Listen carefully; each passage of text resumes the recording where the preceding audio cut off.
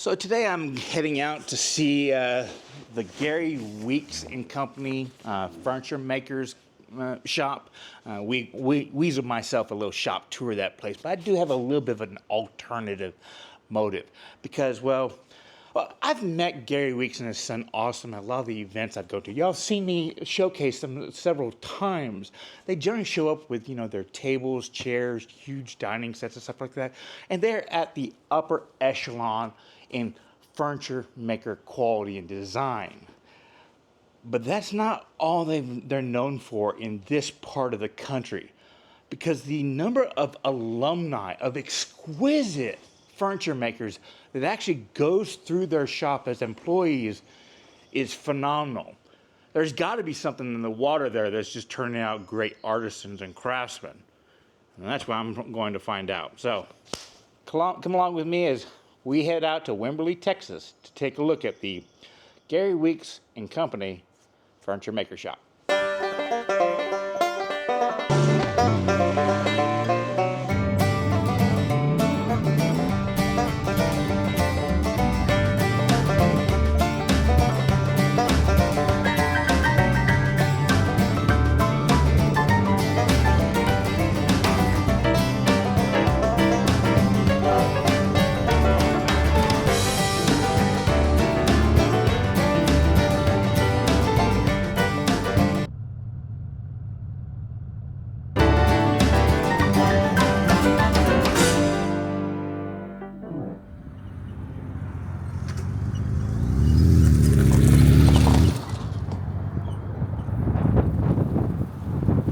Up, and it looks like we walk right into the shop. And right off the get-go, woodworking. Austin, Sean Graham. Austin Weeks. Nice to meet you. Okay, Austin, I'm here for that shop tour you promised me. All right, well, welcome to the shop. It's Gary Weeks and Company. We make rocking chairs, dining furniture, dining chairs, and kind of a small crew of folks trying to build these things at the top of the craft. And well, I have seen you at the show, so it's pretty impressive what you're making. Well, I appreciate that compliment coming from you. I know you've seen a lot of work, so that's high praise. We've built this shop in 2001 here in Wimberley, coming from another shop we had over on the other side of town. That was more of a rustic, goat shed behind a ranch house kind of a situation. Wimberley kind of stuff. Yeah, a little bit of that. But, we've still got a kind of a Wimberley situation here, tucked back in the cedar trees, and reach out to the world through the internet, try to sell some furniture and do what we love doing here in the shop. Fortunate to be carrying on the family business. Gary's my dad, and we've been working together since, I guess, basically since I was a kid, but I've been a part of it for the transfer here was what, when you were in your 20s? Yeah, pretty much. I found out his age right off the bat. Well, currently 47, so I've been doing it a little while since set the business up in its current form or similar form around the rocking chair in 1992. So that was when we built the first rocking chair. And that's what y'all made y'all's name on. Kind of made the name around that rocking chair design. We've made somewhere around 4,200 of them at this point. That's a lot of rocking chairs to build. There's one right here. There's some parts to one right here. And these racks, we build the chairs in batches in various woods: cherry, maple, walnut, mahogany, mesquite. We've actually been working with sapele wood. Recently, this stack of seats here is getting ready to go over to the CNC at a contract shop that we have across town also. This final scoop and some milling is going to be done on the CNC, which we've moved over to on that operation, but we don't do it here in the shop. There may be some sacrilege there in the CNC, in the handmade furniture world, but there's a lot of efficiency to be gained, and the accuracy and the repeatability of it, it's kind of hard to argue with. Yeah, that's why the shakers built the table saw, right?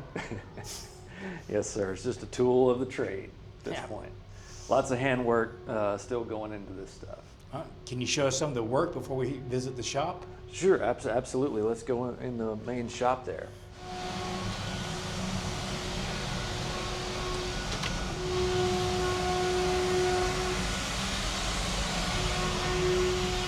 So you've got a separate building just as a gallery set up here? It's mainly an office and showroom here. We've got this building that has the, little bathroom, office, showroom, finishing area in the back. Come on in. Oh, wow, this is where everything is. I would tell you one thing I've always noticed in every single show I've been to, y'all get the crest rail, the grain right. You would, Well, some of the highest end people, it's off. And that just says everything to me. I mean, it's the first thing you notice besides the seat is that crest rail, and you go every single one of them, the grain is centered. well, it's not an accident, We Thank you very much for noticing that. It's a pain in the neck for It is a pain in the neck, right? I'm going to bet you go through a pile of wood before you even start that, and the first piece you find is either the seat or the crest rail. Well, if we spread out enough wood for 10 rocking chairs, we go through there looking for that piece first. And sometimes we cut it off and we cut it right out of the middle of a board. And sometimes we cut it out of the middle of a board at an angle. Yeah. And the wood, enough wood to make 10 rocking chairs may make 11 crests that'll meet that spec. So it's really spot on close. That's a rare piece of wood. Yeah. Oh, by the way, I'm Sean Graham, you're Gary Weeks. I haven't introduced you in the film yet. I had met him before. He's the one that kind of started with the rocking chairs. That one right there. Did you start with rocking chairs or regular chairs? You did start with rocking chairs? Yeah. I wanted that to be all that we did, but people kept saying, hey, we want dining chairs now. And we need that work. But, Well, you can sell 12 dining chairs at once. You can only really sell 1 or 2 rockers at once. there's that advantage, and somebody, takes a chance on here, buys a rocking chair. There's a bit of a loyalty beholding. We need yes, ma'am, I will kind of thing. I understand. Yeah. Well, Gary, since you are here, and this is the first time I've gotten to talk to you about your chairs from the get-go, you said this is what you started your entire company on, making rockers. That's right. I was in the general contracting, mostly remodeling, but we built some houses. Had a wood shop. Thought, well, it'd be nice to have a product. Right. I don't know what it costs and how to make it. And I designed this chair in 1992. 92? 92. Okay. Building ever since. Okay. What I'm looking through here, you have a lot of blended surfaces, and you also have some really cool facets. Like right where your thumbs would be on the arm rails, he's got this, just a little facet. I don't know if that's just because I'm seeing the grain right there. No, that's because that's just delights your hand. There you go.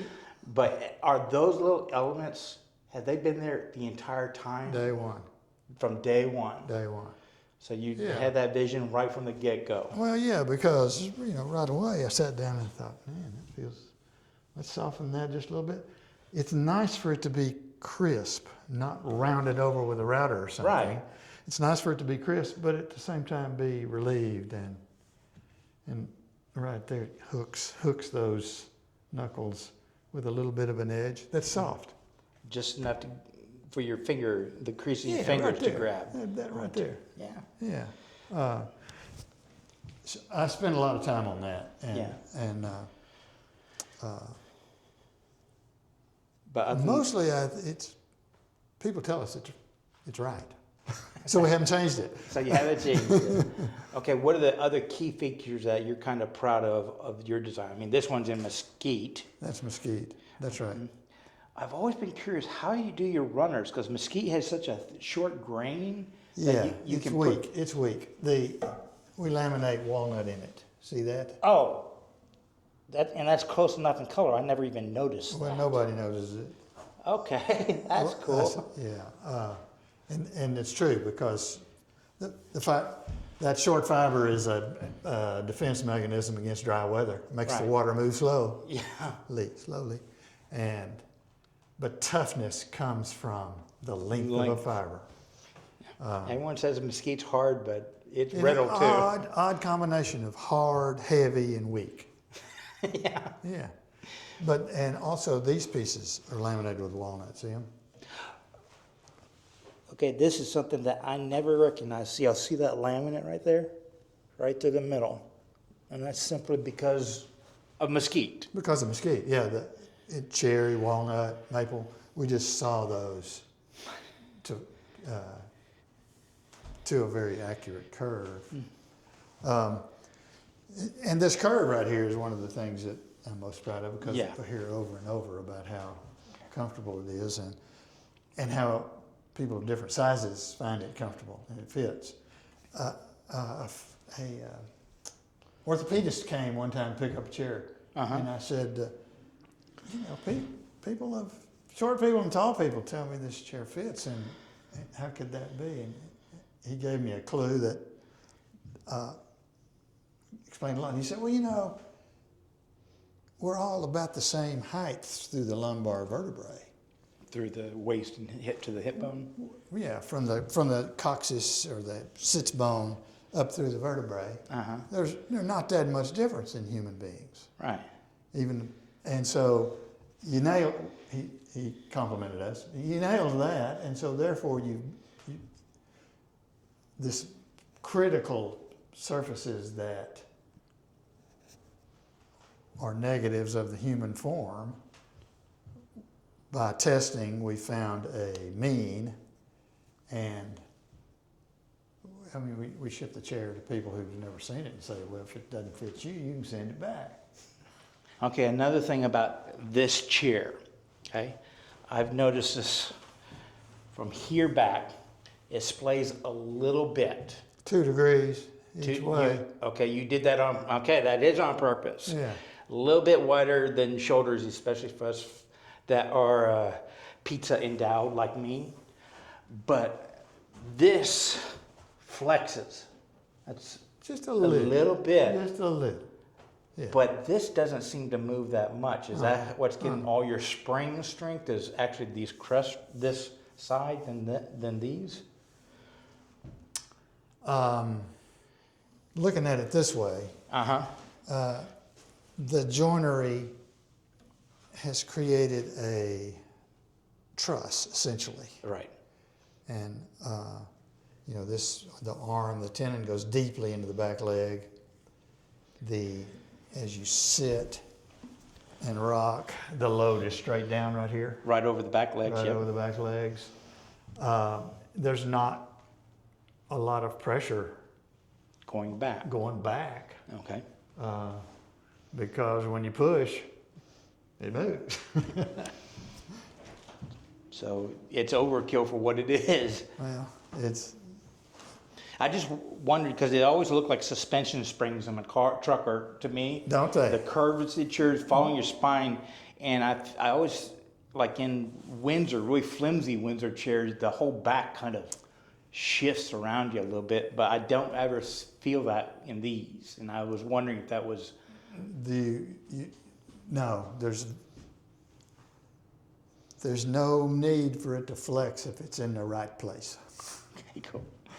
So, what was the joint that you struggled the most in designing when you were fiddling with it? I mean, that right there. Yeah, right there. I mean, there's no, this arm, this is not the center line. The axis of this is not parallel to the axis of that. Right.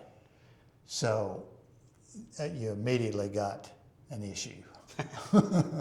Or you got some arithmetic, and you got geometry, and you got. So what? You couldn't just take a really wide board and cut 2 more tendons straight off the back, and then just hammer it I was out? trying to make money. too. Oh. You know, the Well, that wouldn't work because you had to cut that one at a different angle. that's what I was getting at. Yeah. Those are two different angles, and there's a lot going on here to have that fit like that. Yeah. And one of the most gratifying things about assembling this chair is when you put that tenon in there and push that arm down on this tenon, and it seats right there on the shoulder, the glue goes, squeezes it right out. It wraps around. I mean, it squeezes right out. There's no filler in there. Pretty cool. So that was the hardest part. Okay. Okay. Everything else, straight Morrison tenon joinery. Everything else is pretty, well, you know, it's Not so much here. 2-degree cuts here, 2-degree cuts here. The tenon, this tenon goes all the way through here. And gets wedged here. Again, on that point, this tenon on the rocker is always loaded straight down. When you get back here, past this point, then the load is trying to pull that end off the rocker. Yes. So that's wedged, that goes through and is wedged. So kind of like a dovetail. Yeah. Pretty cool. Okay, now you said this was your first design, and you produced this for how many years before you jumped on something different? Well, I still did contracting for 7 years. While doing this. So this was your... You know, it was hard to give these away, getting started. Really? Yeah. When did you start making these, I should ask? When did I start making these? Yes. No, I started making them in 1992. 92. And I would go out and do a few shows. But you were just a guy swinging a hammer, building homes and stuff like that. What right did you have to do to sell a nice rocking chair for a premium price? There we go. The premium price part is, so it was costing me about $2,000 to make one. Mm-hmm. And I was selling them for $800. So you... And the strategy there, which I got from a magazine, was you want to manufacture a product, you've got to learn how to make it. Mm-hmm. And in order to learn how to make it, you got to make a bunch of them. Right. And in order to make a bunch of them, you got to sell it. And so that was my strategy, to sell them at a loss, and a low price for this. Mm-hmm. For this, I'll claim it. Is still a low price for this workmanship. What you were selling from originally, the $800. Still, I'm proud of the price. But yes, they were costing me a lot more than $800 to make them. But that's all I could get for them, to sell a few, to learn how to make them. Okay. Yeah. Before we go any further, when you're saying a guesstimate round number, you probably had 2,000 in them. Was that your labor included in that $2,000 price? Yes. So we were selling it for $800 at a loss, but you're not very efficient at that time. Right. So that's... So I got a lot more hours in them. And the more... You're saying the magazine said that you build a whole bunch of them, you're going to figure out how to make money. Right. There's two things. Sell it low enough to move them. Uh-huh. As reputation builds, you can ease the price up. And being able to build them, you're pushing the price down. So you're easing the price up with reputation and bringing the cost down. By learning how to do it. Right. Set jigs, fixtures, technique, relationships with suppliers. All of that stuff is happening. Mm-hmm. You got to the only way to make that stuff happen is to sell stuff and get it out there. And the only way to do that, if you have the only way to do that is to price it where it'll sell, where you can sell enough of them. And the only way you can do that is if your wife is patient with you, your wife has a good job, or you're willing to work after supper and you got a little savings. Well, I mean, no businesses start from scratch. Even tech businesses that say lose money for 6-7 Well, years. there we go. It's kind of it's nothing new. Right. There are people in Wimberley who, in conversation, will say, the Weeks over there. I mean, they're those rocking chairs. They've sold them all over. They're really good. And, but that's just Gary and Austin over there.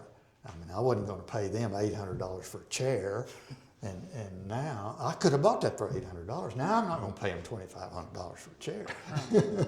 There's it's a lot of money, and I don't know any way to get around that. But for what we're putting in them, for what we've developed, it's a good price. Mm-hmm. And what made it work was the internet.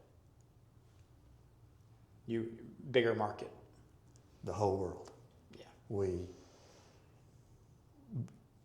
built a website really early. The webmaster and I, in conversation, said, "Well, we're not going after links. We're not doing anything but just trying to write a genuine bit of text and take some decent photos." And so there's the results of that. This is a great granddaughter's geography lesson, and it's due for updating. But these represent towns, not people. Mm-hmm. The red pins are towns with one patron, and the orange pins are towns with more than one. Mm-hmm. So there's, one pin in there for Dallas, one pin in there for Atlanta, one pin in there for New York City. Anyway. And let's not forget the rest of the world. Well, there we go. There we go. And that's Australia. That's about as far as you can get from here. Right. And that's just because of the internet. Just because of the internet. I mean, most of these chairs go to people who've never seen or sat it. Now, I do know, I read something on your website before I came over here. Yeah. You do have a bit of a lender program within, the Continental or something like that? Lender. Where you would mail them a chair you've already built. That's so that what we do for dining chairs. If somebody wants to buy 4 or 6 dining chairs, we'll send one to them, and they can test it and send it back, and we'll build them a set. I've never heard of that before. Well, we try to plow new ground here. So here's the dining chair you were just talking about. Yeah, this was the first dining chair that followed that design, and people ask, said, "That's comfortable. Can you design? Can we buy some comfortable dining chairs with that look?" And so I thought, sure. I spent hours finding this curve right here.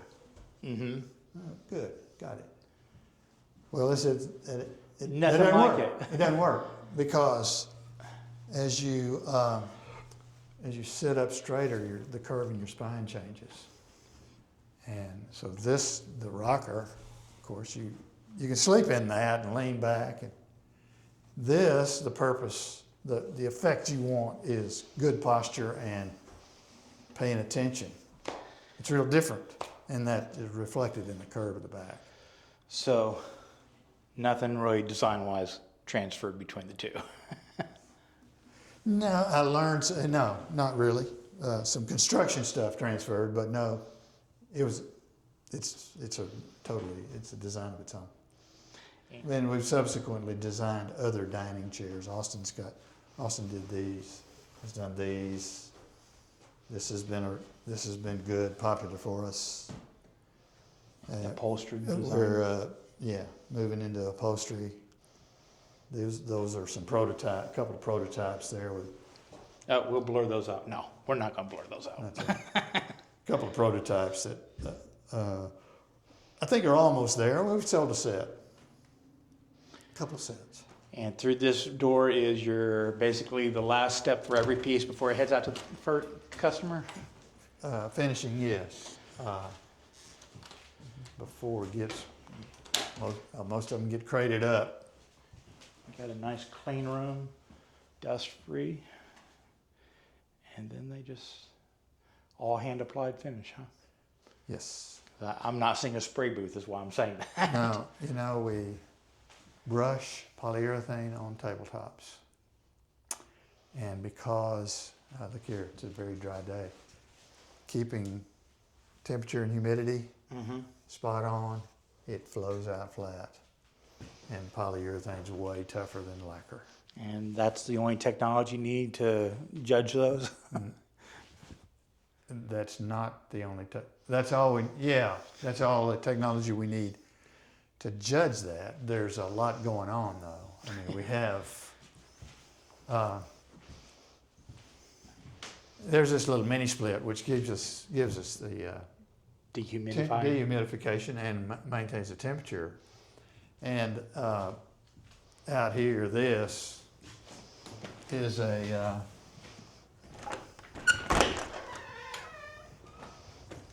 it's a VOC scrubber that we built. Okay. So we never lose our conditioned air, and we're always filtering out the VOCs, and that's how we get good finishes, and that's how we protect our health. And when you mentioned dust-free, that there's a pleated filter in and out of this thing, but the carbon captures particles as well. So this is we have a dust meter, and we test the dust collection system in these rooms, and these are very low dust. That is a clever idea for finishing. Just some foam rollers you can swap out every now and then. Yeah, it's just this is pipe insulation that's Pool noodle draped kind of over a stuff. board. Yeah. Yeah. Okay, you showed me the gallery, you showed me the pretty stuff. How about you show me how it's actually made? Let's go to the shop. There we go. Okay, from the gallery, I do notice, I imagine Austin's the one that put the pull-up bar there. I'm going to let that go, Oh, okay. but it's correct. And nice little shop, water reclamation, just because we're in Texas, you need that. Nice that. Stepping inside.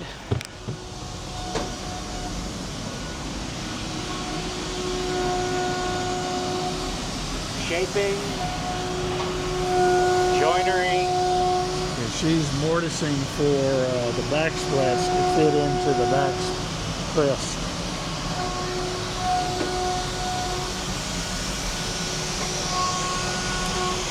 Those. And that's kind of a homemade setup, but it's amazingly accurate.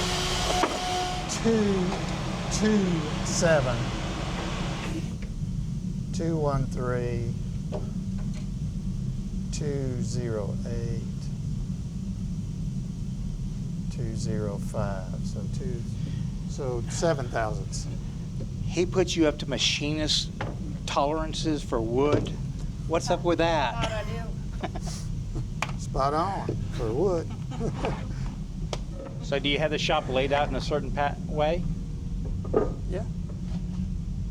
Want to walk us around real quick? Well, for what we do, we spread out wood all over and mark it for the job. And then crosscut, rough crosscut.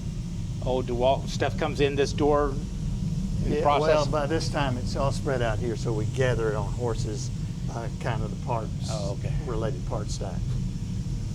Crosscut. Straight line. This is just That's a straight line cut. Yeah, this is offset 1/8 of an inch from that fence. Completely shop made. Yeah, it's just, straight. So, crosscut, straight line, rough rip. So we've gone this way, this way. We made Rough rip, flatten,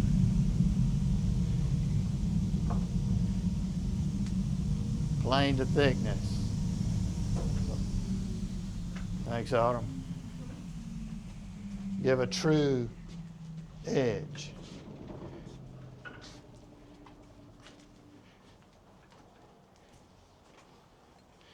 give a true fourth side, S4S. Now we're S4S at this point, perfectly flat. So basically 2 laps around the center aisle right here, and you end up with a 4 square board. Yeah, yeah. Pretty cool. Although often we'll be drawing lines and cutting curves at some point in the middle of this, but that's the basic idea, certainly for a tabletop, for seat boards and various things that end up being S4S. And I am noticing very few of your heavy machines are what I would call newer.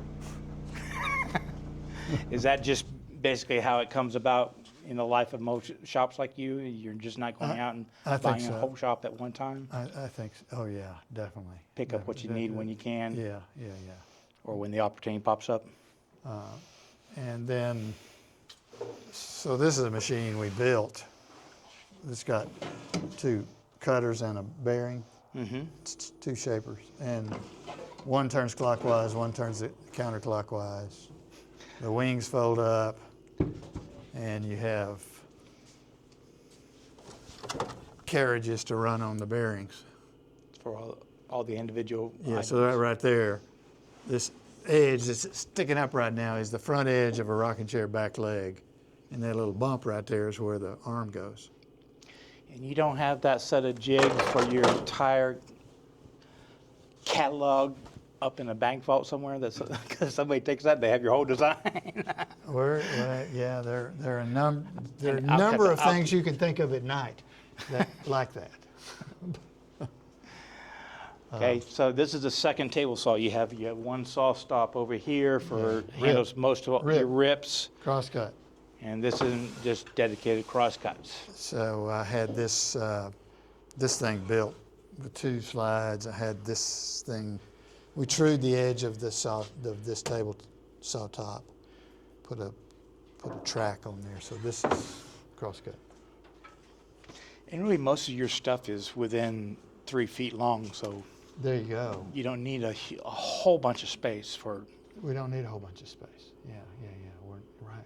No, this is submarine tight. This isn't an aircraft carrier deck. Well, besides that aircraft carrier right there. There's one. You could. There are light planes that could land on that, I think. And Those here- are home machines made out of wood. Mhm. Just a stack of plywood right here with a belt that goes around. This is kind of a French curve, and you can find the shape you need on there. Now let me ask you this: I'm looking around. You have lots of homemade shapers, sanders, shapers for the jigs. You Yeah. have a really wicked belt tabletop sander over there that I'm totally jealous about. Yeah. Shop made. You put big old tabletops on there. You can sand the entire tabletop at once. Yeah. This is great. And I imagine you built it this size for a dining table room. Well, there's something else going on. We can take this top piece off, unbolt this back tower, and bolt it down right here. We can sand 16-foot tables. But is all this kind of set up because from the get-go you planned on having people No. you needed to train to come through here? No. It's just how you- that's too much intention. Oh, Yeah, just solve a problem as it arises.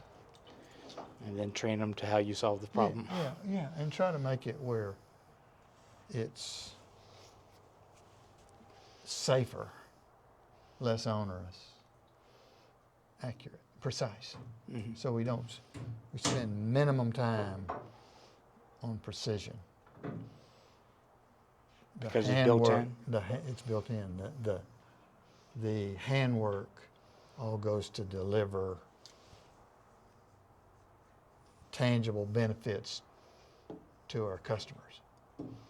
We're not spending fussing around to get precision, because it's built into the system to where we can apply handwork to fit your hands and fingers And that's bodies that and stuff. stuff you learn going from $800 to $2,000 There you go. over a chair. There you go. Another shop-built sander. It modified. Modified. Yeah, it was modified. And I noticed Austin earlier was doing a lot of work on your downdrafts, the finishing touches. Sanding. I don't want to talk about it. It gets old quick, I understand. One of the things I want to talk to you about was there's a bit of a reputation I live within 30 miles of here. Yeah. I work art markets. I'm the farmer market guy. I'm not the high-end art gallery kind of guy. And the number of, I don't want to call them employees, but maybe students that have come through this shop that have gone on to making entire woodworking careers of your own is there's a large number out there. And I imagine just a small portion of them are the ones you put on your alumni page on your website out there. There are people who've come. There are many. Well, is it because of your woodworking training coming from construction and then transitioning to furniture making where you kind of learned a lot of stuff on your own? I'm assuming through trial and error quite a bit. Sure. Is that why when people come in there and they do all these processes you've designed, they're able to pick up the stuff a little bit quicker than a lot of others are? Because I talk to apprentices, they say, I'm going to go work for so-and-so, and then they come back and all they've learned is a step. They haven't really learned to make an entire project themselves. Right. But your guys, they're starting their own businesses doing this time, probably competing with you. Well, if you've experienced evidence of that, I'm nothing but proud and happy for them. Biggest one I've seen was Bonner Yeah, Bonner. in Austin. I mean, he's just, Yeah. We miss. Yeah, there's several of them that we miss every day. But some people stay a long time. I mean, we've had a couple guys who've gone on. We're here 15 plus years. Autumn's been here 9. She just had her anniversary.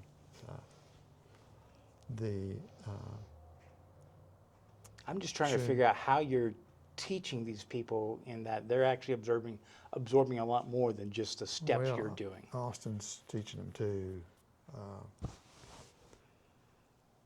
I think it's Austin, It's come on in. important, You have an yeah. opinion on this? yeah, it's important to share everything you know. Yeah, you know, some of it is Come on over. just the selection of the folks, you know, when they first get hired on, you know. Hiring right? Hiring right's important, and you know, a lot of times we have maybe a relationship with them beforehand, you know, kind of Friends of friends. friends of kind- friends kind of thing, and you know, Is that a country thing?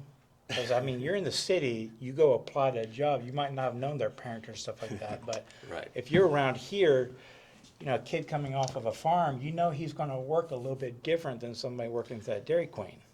well, there has been Or some you of could that. Dairy Queen's even a southern reference to McDonald's. There are beginning to be fewer farm boys and more video gamers. Right. And, you know, some people, you know, we're proud to work with them for a few years and, you know, teach them what we know. And, you know, if they're ambitious, you know, a lot of times they end up, you know, heading off and trying to make a go of it on their own. Or, you know, we've had a couple employees start their own businesses doing kind of associated things, just taking the knowledge that they've gotten here and the business sense that they've gotten here. You know, we've been able to build a business around what we like doing on top of, you know, just the handcraft that these people learn here too. So, you know, Bonner, he went to woodworking school, college, you know, so he had some high chops when he got here. And, you know, it's kind of an artist haven community kind of a thing, Wimberley. and right outside of Austin here, and Where you all know, the it ma- people that that are too weird for Austin, they come down here. well, there was definitely some of that. I think it's, it's been discovered. It's a tourist destination and stuff now, and all of that. Which it's nice to be able to live in a desirable place and have a way to make a living there too. So important for us, from the business end of it, to be able to pay people a living wage and have them like to come to work here for as long as they want to. And there's no hard feelings when folks want to move on and do their own thing. It's just kind of that's not for everybody, of course. But it's something we can share the knowledge that we've gotten. We can gain some knowledge from people too when they come in the door. It's Let important. me ask you about that, because I've had this kind of, I don't really know how to explain it. I've written a couple articles on it, and that everyone's complaining that industrial art is being taken out of schools, and they're complaining about it. And in my time, your shop is what the industrial arts programs look like. Yeah. I mean, Yeah. machineries. You taught the kids in modules where you had 6 kids come up to the table saw. Somebody set it up, and all 6 kids ran through the same project. Yeah. And in the back of my mind, I sat here and think, that's teaching them wrong for this industry, because you're basically teaching them how to stand at the fry station, put your hand here, count it out, pull it back out. And that's the kind of stuff you teach on the job, where they're not really teaching, grain structure, or they're not diving down deep. And I went over this hand tool versus power tool kick, not for the fact that hand tools are a thing, but for the education aspect, because you put a blade in a kid's hand, it teaches them about the wood, and that's knowledge that the McDonald's fry cook isn't going to be teaching. Right. So, going back to those people you are hiring, would you prefer, other than somebody like Bonner coming from the school of Redwoods, for them to not just have good work ethic and a basic desire to learn, or somebody that comes in with a little bit of experience that you have to retrain? I think most of the time it's been, just having a good work ethic and a strong handshake and, just some coordination, being able to kind of visualize things. You kind of get a sense of people's abilities in those ways. And that's just really important, being able to kind of visualize where you're headed. But, like you say, all of the experience of, feeling how a shaving peels up off of a board with a hand tool, they can start gaining that knowledge while they're also learning how to operate the tools. And, we've got a lot of operations going on. You're never going to put a new employee on the table saw without showing them how to do it. No, absolutely not. I mean, it's So why do we do that in the public schools if you're going to be reteaching it the way you want it to be done? I'm with you there. Yep. I haven't figured out how to formulate the idea that I want industrial arts, but not really. Because I want them to have the knowledge, but I don't want them to learn the machines. Right. Because that's a process that can be taught in 10, 20 minutes. Why spend 6 months in school doing that kind of stuff?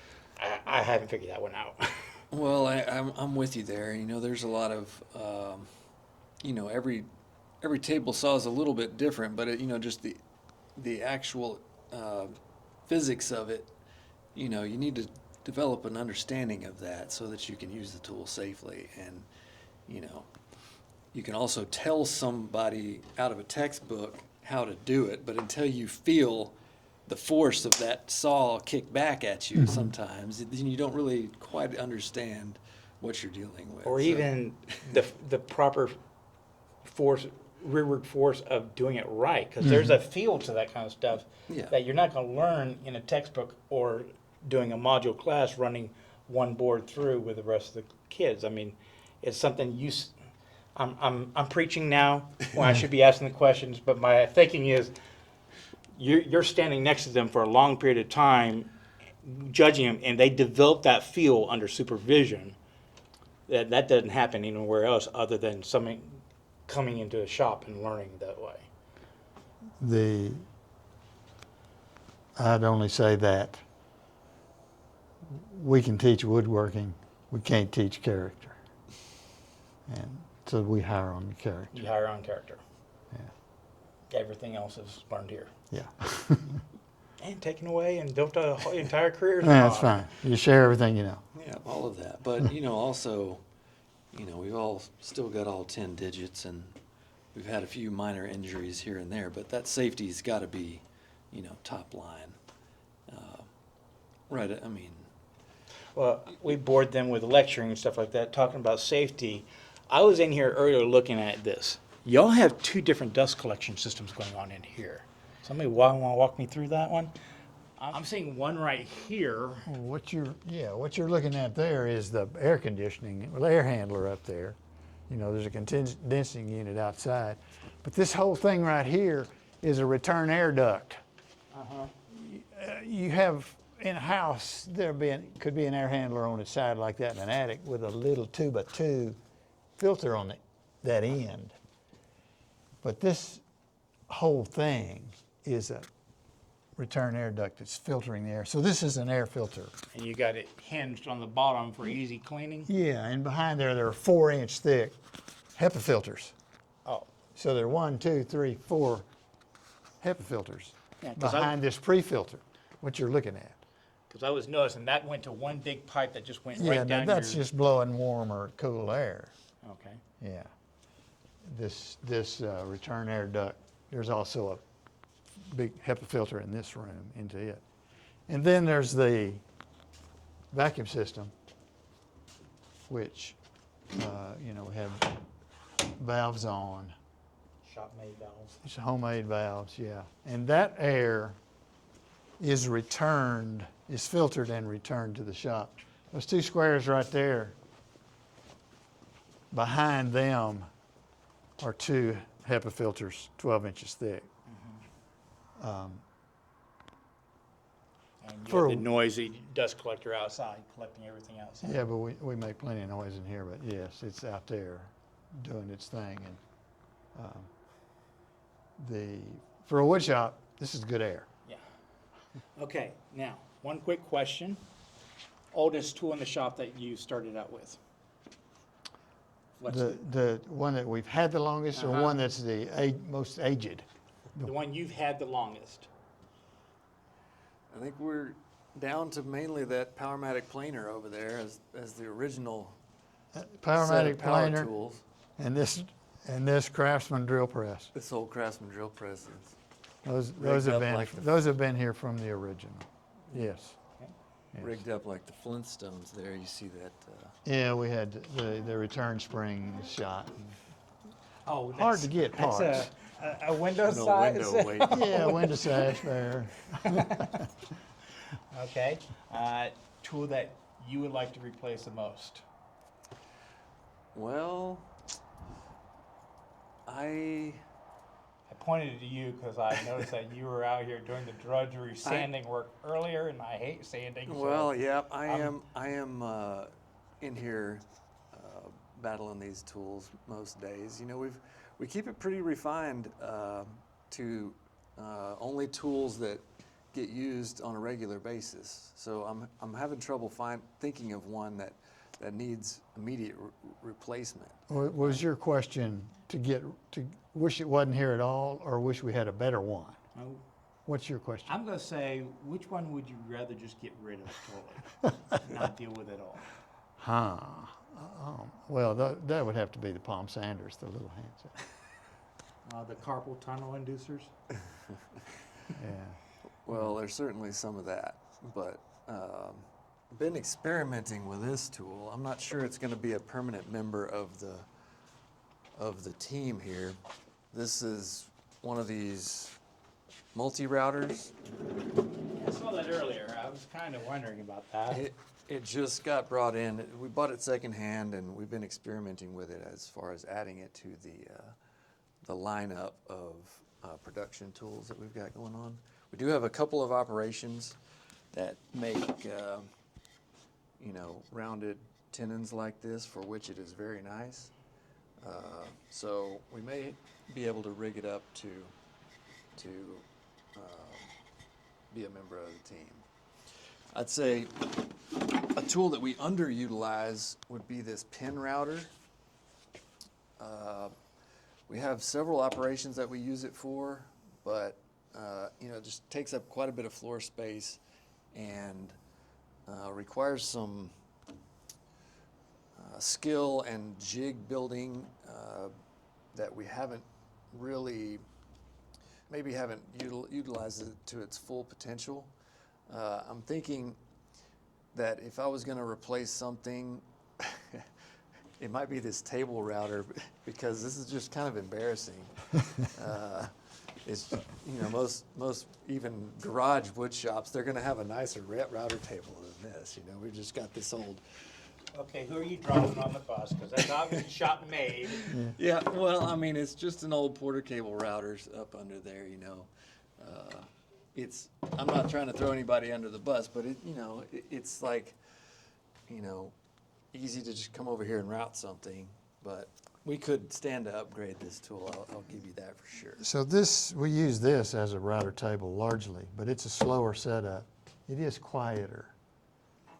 Better and dust collection. Better dust collection. Induction motor instead of a screamer. Yeah. It's a big motor, belt-driven thing, and yeah, it's a lot quieter. Here's another valve contraption. That works.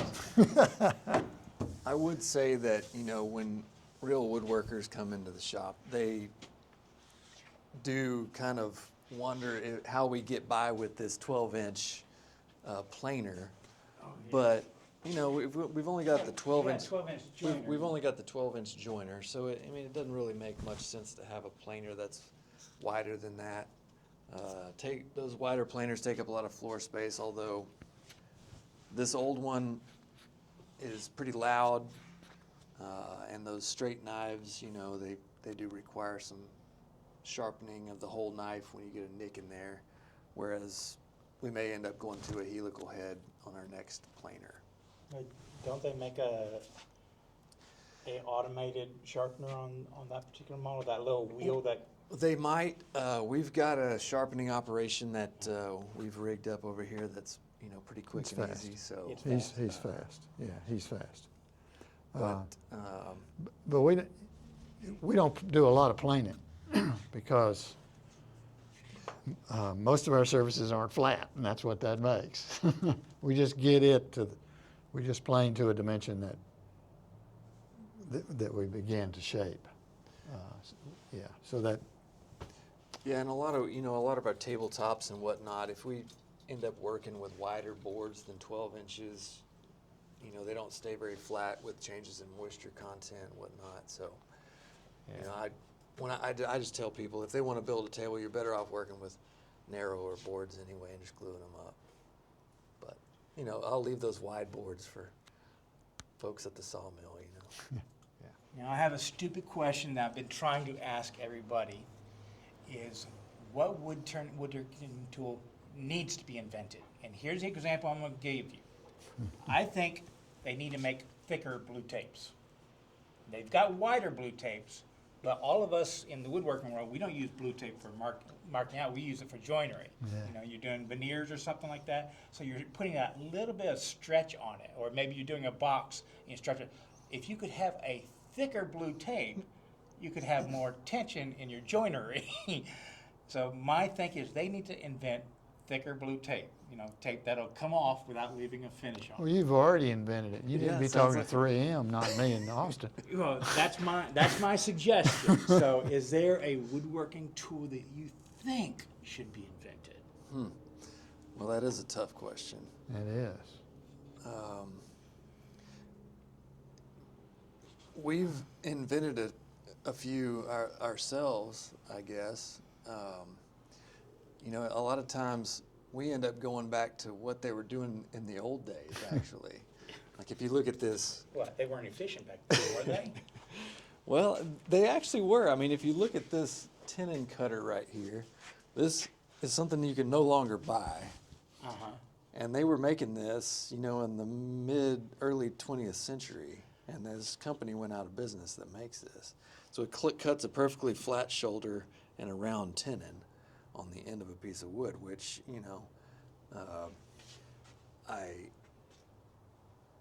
it's makes sense for us to go back to I have what they're seen making in that the older thing days. in 17th century catalogs. It's just they use the solid blades instead of those round ones Yeah. for like wheelwrights. So Sure, they all had a little sure. tenon on those spokes. Sure, Yeah. sure, And they Yeah. would even cut a proper taper. right. They'd make it even better back then. They were just doing Oh, straight tapers. now. Agreed. And, you know, they could invent an easier way to sharpen these things, I will say, you know, because it is kind of hard to sharpen those curved blades. But, So I we don't have know, three Dad, you got sizes. any ideas? We have 3 sizes of those cutters and various fixtures. This is kind of for a dining chair front leg, for example, you would grab this, drop it in. This is at 2 degrees. Here's the end stop. You have a 1-inch cutter on there. Put the leg in there, clamp it down, cuts the tenon. No setup, no measure, no nothing. Just put this back, and whatever the next tool part is, it's already set up. And that's creating that 2-degree thing that you were talking That puts a 2-degree tenon on the end of a square board, which is not an easy thing. And you mentioned that one of the hardest things to do is actually blending that joint on your chairs. That not that joint particularly, but this is the precision. The blending is the handwork. The Okay. blending, the handwork is what benefits the people. So my last it. question in here, and then Yeah, I will yeah. let y'all do it, is what is the hardest thing you've gotten your employees to do? What's the hardest thing you had to teach your employees to meet your quality level? At the sanding bench. The sanding bench. Yeah. Oh yeah. Yeah. Yeah, I think maintaining the sanding to the final grits without sanding ripples in the hard and soft grain of some of these hardwoods. I mean, that is really a tricky thing to do. I mean, it requires just experience and a hand and eye that's, you know, has to be refined. You know, there are some other difficult things to teach people, but I think I'd agree that as far as a hand skill, woodworking skill, that might be for us the hardest one to teach. Yeah. And a lot of it falls to like 1 or 2 kind of top people. Yeah. Yeah. It's that part. But we got to be able to sand, polish it, but keep it with true to a sculptural design and a crisp edge that flows into a soft one. And you got to be able to see it, and you got to be able to do it. And not everybody can, but anybody could run this machine, and if that's the limit of what they want to undertake or can do, there's a place for them. But it's sandpaper is the hardest thing to teach, is what you're saying. Well, I mean, I don't know if it's hard to teach or it's hard to learn. You know? It's kind of, Yeah, you just yeah. kind of have to kind of keep going back to it and pointing out those slight inconsistencies that our eye has, you know, been developed to see to keep that quality at the level that we're after. Oh, you were asking about something we have designed somewhat from the ground up, and we have turned many mostly Austin. He's entering my Rocking realm chair. now. Pardon? He's entering my realm now. Okay. There's various fences and setups and to turn legs. Let me grab something.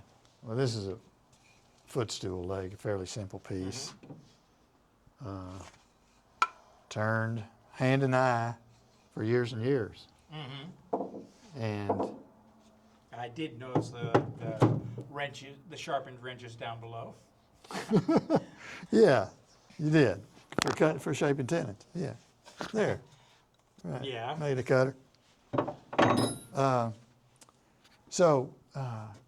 4,000 rocking chairs, 8,000 front legs. That's enough. So we bought this lathe and built a plywood contraption on it. Everything you see right here that's aluminum, we built in plywood first. Took it to a machine shop who built it out of aluminum. And with some other help, we got this laptop computer here. Talks to that control panel and tells this cutter to go in and out and turns her legs. So you designed your own CNC. Yeah, but I followed some leads and so forth, but yeah, this is ours. It's only one of these, exactly like this.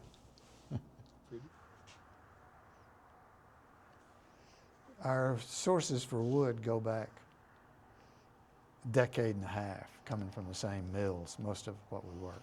And most everything here is pretty much local, isn't it? No, No? no, Okay. Pennsylvania. Pennsylvania. They got mesquite in Pennsylvania. No, mesquite is a small percentage of our work. You just happen to show up here. Ah. When there was a mesquite chair down this one. Yeah. Yeah, we can take you out to the wood. We can take you out to the woodshed, and we can take a look at some of that wood, what it looks like when we get it from the sawmills up in Pennsylvania. Why Pennsylvania? Well, that's where the trees are. That's a smart-ass response. We've been buying this FSC certified cherry wood, which Forest Stewardship Council is a organization that certifies that the wood's harvested sustainably, and so that's important for us to kind of be a part of that when possible. But we just order, pallets of wood. A lot of it comes in two thicknesses, 8/4 and 6/4. We're kind of low on our stock of cherry, but this is the FSC certified cherry from Pennsylvania, and also getting low on our stock of walnut, which we're expecting a big load to come this week. But we'll fill that bin up this week. that's kind of about the size of a batch that we'll get is enough to fill up our bins here. But in all seriousness, each chair doesn't take that many boards. That's one of the reasons why you went with chairs.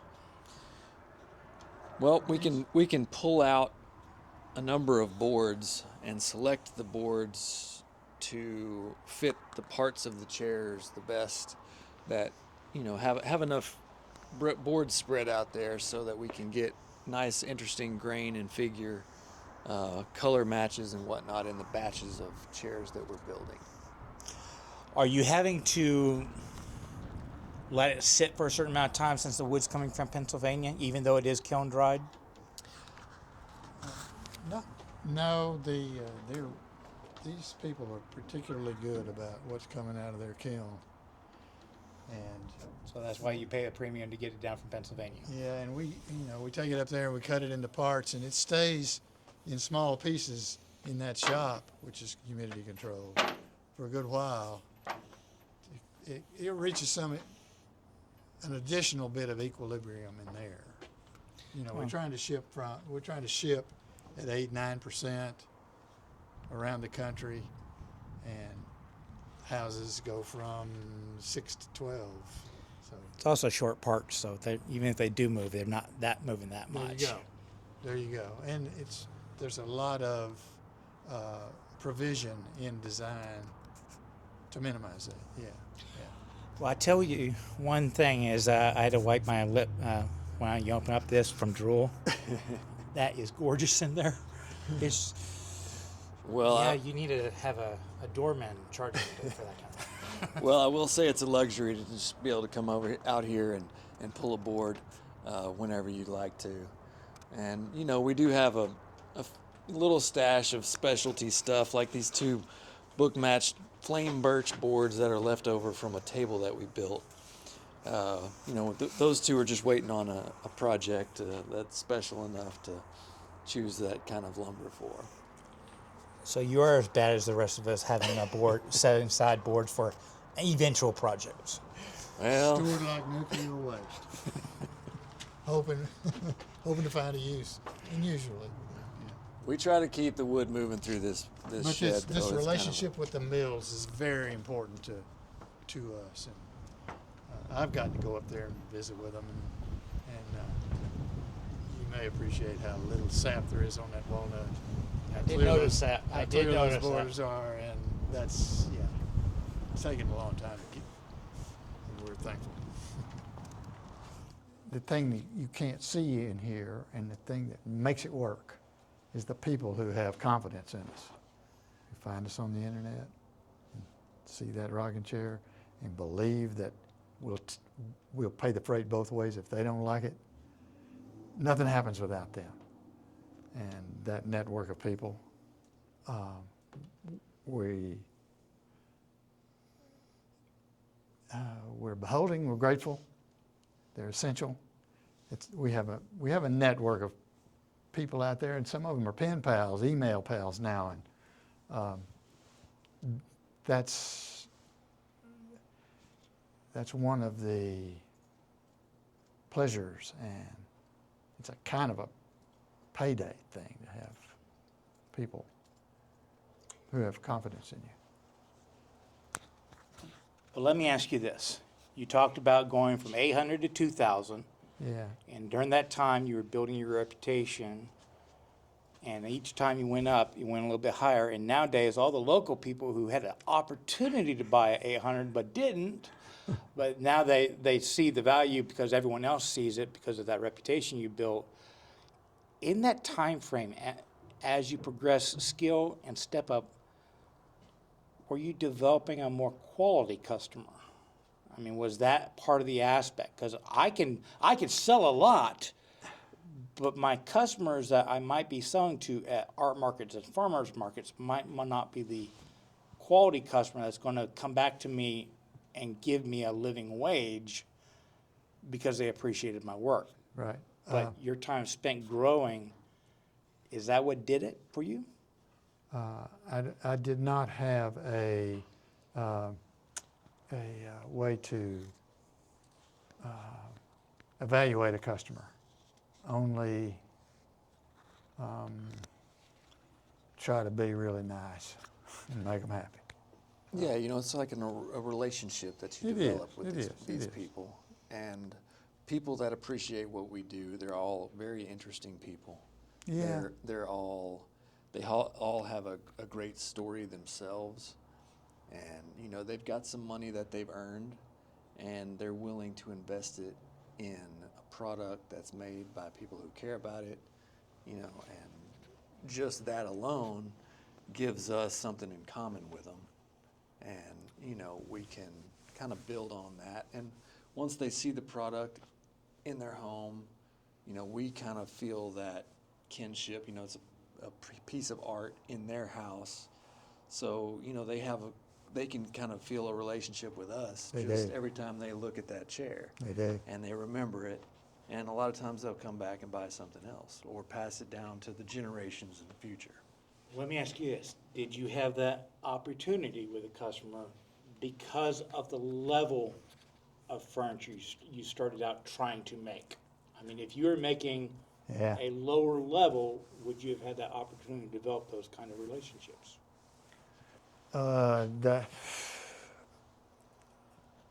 I think that you're onto something there, but I don't want to go to any sort of exclusive.